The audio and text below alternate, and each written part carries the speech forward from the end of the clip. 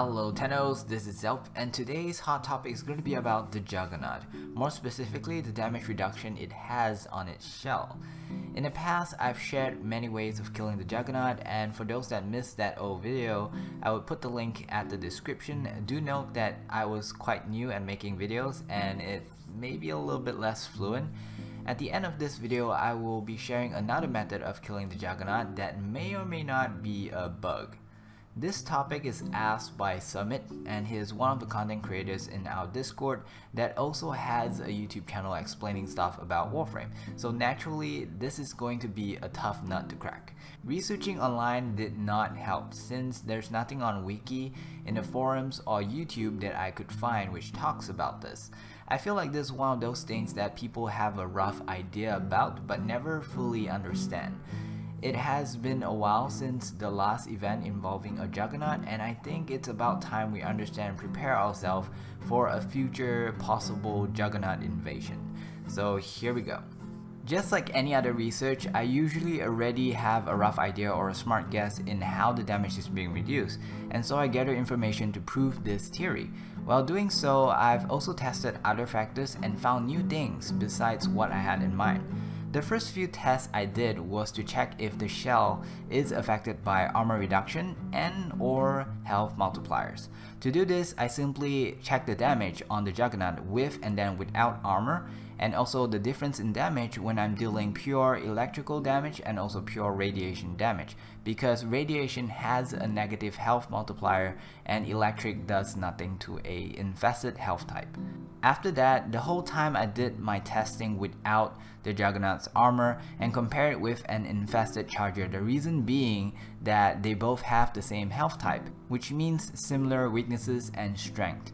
Comparing the two, it will help us see where and how the shell is actually contributing to that damage reduction.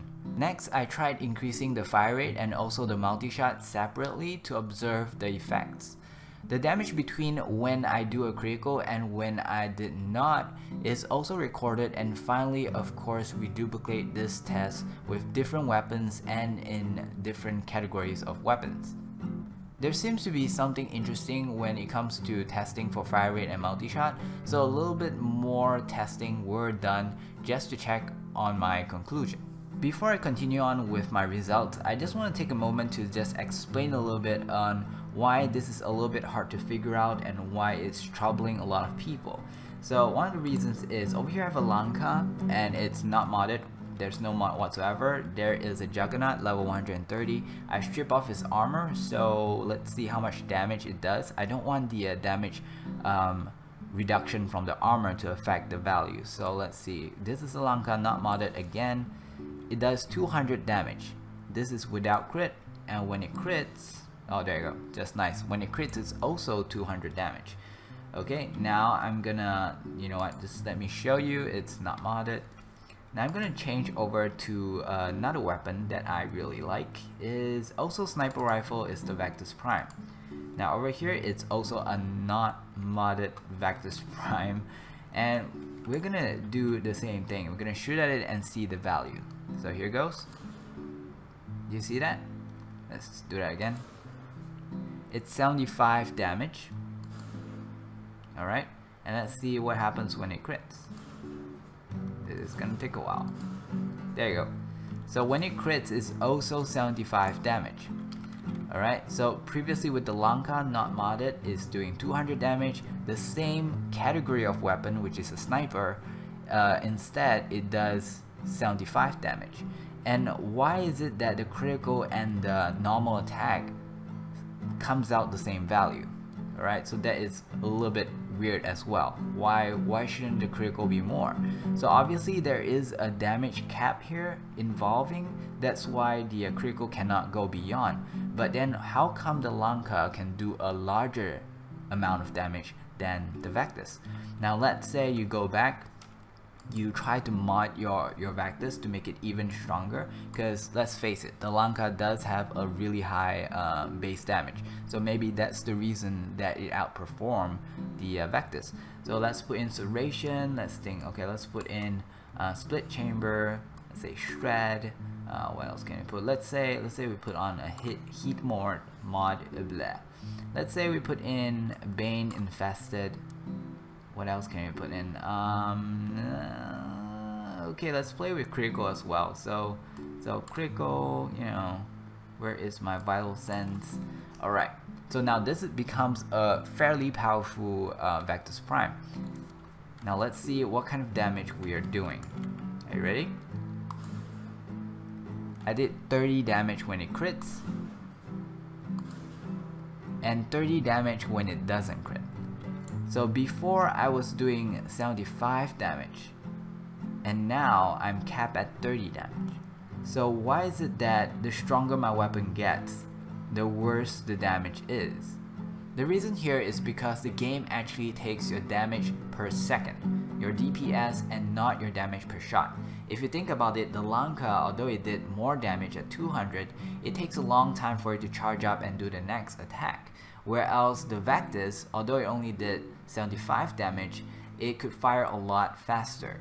Now after that, I remodded my Vectis. I made it stronger. I increased its fire rate. I also increased its multishot, both which will increase the overall DPS. And because of that, it has to lower my damage output per shot in order to meet the same damage per second as it capped. Okay, so for example, over here I have a Soma, and we all know that the Soma actually fires a lot faster.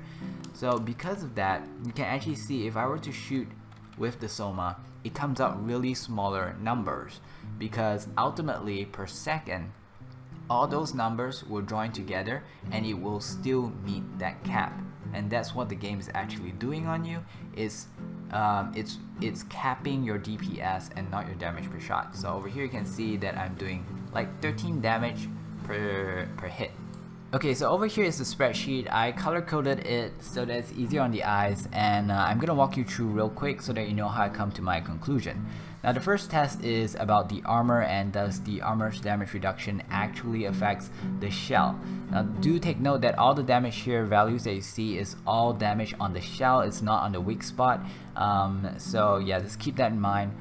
Now when I deal damage on the Juggernaut when it has armor on, and I make sure that it's only electrical damage, because electrical damage over here is actually really useful because it has no negative or positive influence on the health type and also the armor type that the Juggernaut has. This means that the only reason that the damage can increase or decrease is only due to the armor. So from here you can see that with this condition it does 10 damage, and with the same electrical condition without the armor it actually does more damage, which is 46 damage. So from here already you know that the armor does play a part when you attack the shell. So once I remove the armor, the next thing we're going to test is, does the health type multiplier affects the shell as well.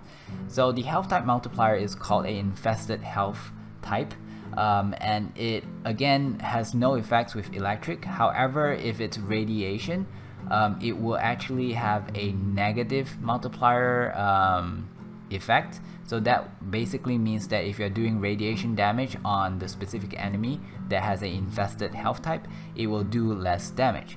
So what I did here is that when I use the Amprax actually has a base electrical damage. So when I add a electrical 90% mod on, it does more electrical damage, and this is the value that I did, 46 damage. However, when I put a heat on, the heat will mix with the Amprax base electrical and it becomes radiation. Now, even though it does the same value of damage when you look at it in the arsenal, because the element has changed into radiation, you see the value has dropped a lot, about 50%. Now that is all due to the health type multiplier, the negative multiplier from using radiation on infested health. So we know that the shell is affected by the health type multiplier of the Juggernaut. The next thing I want to test is between the Charger and the Juggernaut. Now the Charger and the Juggernaut has the exact same infested health type, so the damage, if you see there's a difference, there's something wrong. So from here you can actually see that with the Amprax, same condition, when I attack the Charger I do 50 damage, when I attack the Juggernaut I do only 25 damage. You can see that the damage difference is 50%. It reduced by 50%, and if you go to the next condition, it's also 50% because 92 divided by 2 is 46, 46 divided by 2 is 23, 94 divided by 2 is 47, and so on and so forth. So you can see already that the shell actually reduces incoming damage by 50%. Alright, the next thing that I would like to note is when it crits. When it crits, for some weird reason, I don't know why, it actually bypassed that 50% damage reduction. So you can see that when I do with the Amprax, when I crit with no mods on, I do 98 damage. When I crit on the Juggernaut with no mods on, I also do 98 damage. That 50 damage reduction does not exist. So that's something that I want you guys to take note of. Another one, you can also see it happening with the Vectis. If I were to shoot the Charger with the Vectis, I do, with no mods on, I do 239 damage. When I use it on the Juggernaut, I only do 120 damage. Now, the next part that I would like to talk about is the majority part, which is all green. Now, those green parts are when the damage per second actually reaches the cap. And I've painted it all in green so that you guys have a easy visual on it. So for the lanka, you can see there's a lot of 200s over here. But the easier one to actually explain this is with the Vectis. So here you can see that right here, it does a cap at 133. But you're probably wondering why is it capped at 133, and also just not to be confused with the Vectis Prime, I'm using a normal Vectis. The Vectis Prime actually has a lot higher fire rate, it's 2.7 if I'm not mistaken, but a normal Vectis is only 1.5, alright? So what basically happens is like this. I prepared a calculator. Now if you take 133, okay, multiply by its fire rate, which is 1.5, 1.5, you will get 200. Now just so you know, spoiler alert, that the cap is 200. The DPS cap is 200 damage per second, so you cannot go beyond 200 damage. So from here you can see it's the same thing, however over here is 70. So why is it 70? So let me do that calculation again. Now this one, you increase the fire rate by 90%. So the original fire rate is 1.5 on the Vectis, okay? Now you increase it by 90%, that means you multiply this by 1.9 and you get this amount of fire rate. Now you take this fire rate, you multiply by the damage you're doing, which is 70, and you should get, again, 200 at the cap. Okay, that is the reason why you can only do 70 damage, and so on and so forth. Now you can do a different calculation if you want to, but I don't really have a lot of examples here. Maybe you can do one over here. Alright, so this one, let's use the Soma. Okay, the Soma is a really fast weapon. It's an auto weapon. Its fire rate is 15 shots per second. Okay, it capped with no mods on, it capped at 13 damage per second, alright, when it crits. So let's just see what happens. 13 damage, alright, you multiply by 15, what do you get? Really close to 200, and that's the reason why it's 13 damage. If you see this one, it's 8 damage, so let's see why. Because now this time you increase this fire rate by 60%, not 90% but 60%. So let's see what happens. Its original fire rate is 15, you increase it by 60%, means you times 1.6. alright, you get this value, and then now you multiply by 8. If you don't want to multiply by 8, what you can do, you can also take 200 divided by that value, which is 24, and you should get about 8. So that is the value that you should get, or you should see per shot. Okay, now we're going to talk about beam weapons, because beam weapons is a little bit different. You can see that the Amprax and the Glaceon is a beam weapon, and they both have really high fire rate. However, the game does not take that fire rate into account. It will be assumed as 1. Okay, so whatever the initial fire rate is, it doesn't matter, it will be assumed as 1. So for example, right over here we have the MPRAC. So why is it capped at 105? Let me just take out the calculator again. So it's basically because you increase the attack speed by 90%. So it used to be 1, you increase it by 1.9. Okay, so now it's 1.9, and then if you take 200, which is the cap value, divided by 1.9, you should get about 105, and that is why you only do 105. Now it's the exact same thing when it comes to multishot, because multishot is also a separate multiplier. Shooting twice means that you actually need to reduce the damage by half. So that is the reason why if you reduce it by 90%, it also goes down, similar, exactly the same as attack speed does.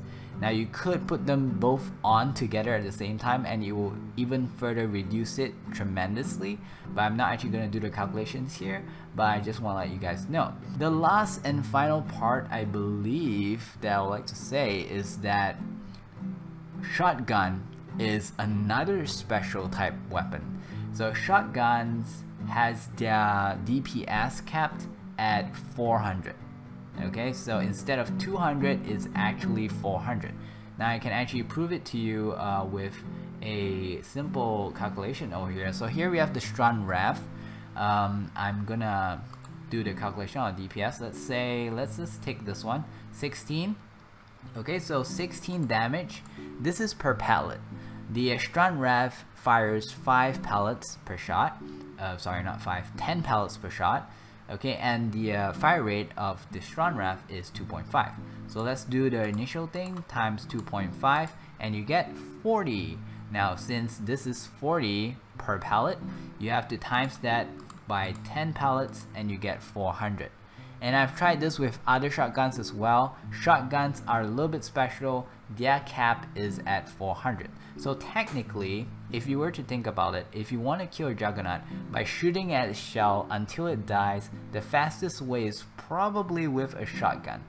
And the fastest shotgun is probably going to be the Sobek. The reason why is because the Sobek is also a auto weapon. So you can just hold that mouse button and it'll just keep shooting.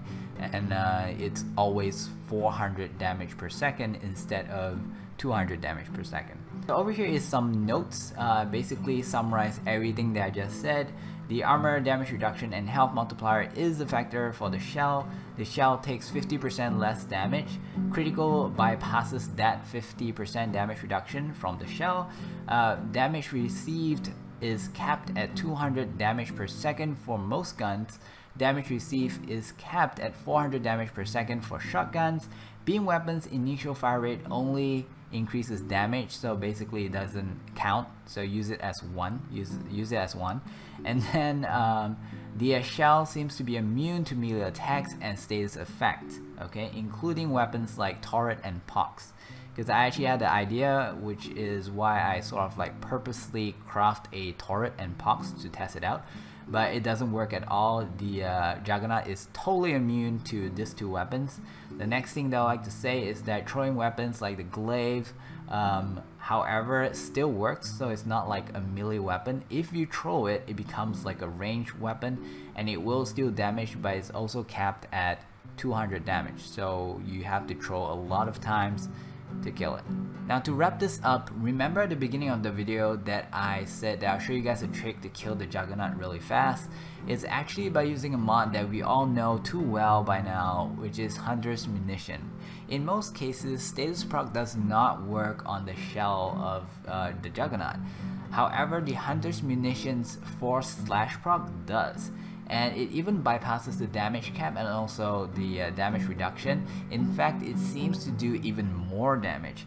Therefore, if you have a good critical weapon modded for bleed, you can kill a Juggernaut really fast. So over here I have a half-ass modded Soma Prime, and I'm going to summon a Juggernaut. I'm going to keep it reasonable, so let's say level 50. Remember that you still have to grind through that health, the pool of health, but basically you don't have to worry about the shell anymore, because you're actually killing it due to the slash proc. So in like maybe, I don't know, one clip or maybe even half a clip, they should be able to kill this Juggernaut. Yeah. That is all for this video. I want you guys to know that all my part-time jobs will be starting next week and I might have less time to make videos, but I will still try my best to keep this up. 2017 was an amazing year for me because of the support you guys have been giving me. I don't know if you guys know this, but on YouTube statistics report, it also shows how many people that have been sharing my videos with others, and there is a lot of it. I'm truly grateful. I don't know who you are. Seems like the majority is from the US, but I like to thank all of you for bringing me closer to my dream of being a full-time YouTuber. Because of my work schedule, I will have to change my Twitch stream time to Monday and Tuesdays. More details at my Twitch channel. Don't forget to hang out with me at my Discord, or if you have any questions, and subscribe for my hard work. Oh, not to forget, we passed 2 milestones, which means there will be 10 giveaway winners listed at the description. If you want to know how you can win my glyph, there will be a video at the description for that too. And also, we are having a contest at our Discord for the best looking interior orbiter decor. Winner will also get my glyph and then some. Looking forward to 2018. Have a pleasant day, Thanos. Bye bye.